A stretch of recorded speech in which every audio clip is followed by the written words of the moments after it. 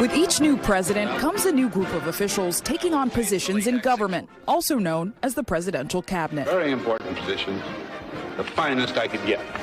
But the job is not guaranteed. They need to be approved.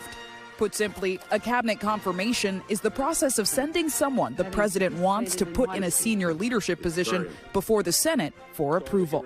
A nominee is selected by the president and then formally sent to the Senate to be formally nominated. Katie Dunn-Tempest is a visiting scholar at Brookings Institution with a specialization in the American presidency.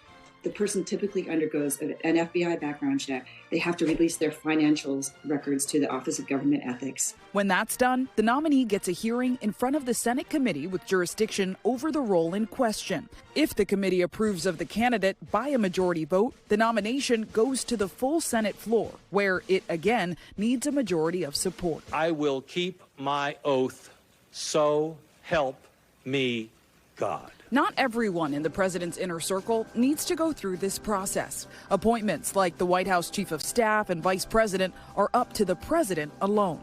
But any leaders of executive departments like defense or education need to be confirmed, as do more than 1,000 lower-level positions. Quick history lesson. In Article 2, it says that the United States Senate shall have the advice and consent for presidential appointments, particularly referring to the cabinet. A nominee can withdraw if they seem unlikely to get Senate approval, but rejections by the Senate are rare. Since 1900, a cabinet candidate has only been rejected by the full Senate vote 3 times. Most recently, John Tower in 1989, nominated by President George H.W. Bush.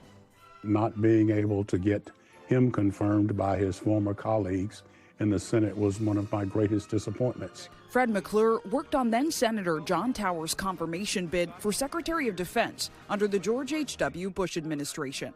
How would you say the confirmation process has changed since your time on Capitol Hill? Well, first of all, it's grown substantially. Over time, the confirmation process has gotten longer. The average time for a Reagan nominee from nomination to confirmation was less than 70 days. For the Biden cabinet, it was 192. When you clog up the system with that many nominations having to be considered, it doesn't leave a whole lot of time to get to the other business of the Senate of the United States. But for now, as the new administration gets started, there are no major efforts to change or speed up the confirmation process. And that's Confirmations Simply Explained.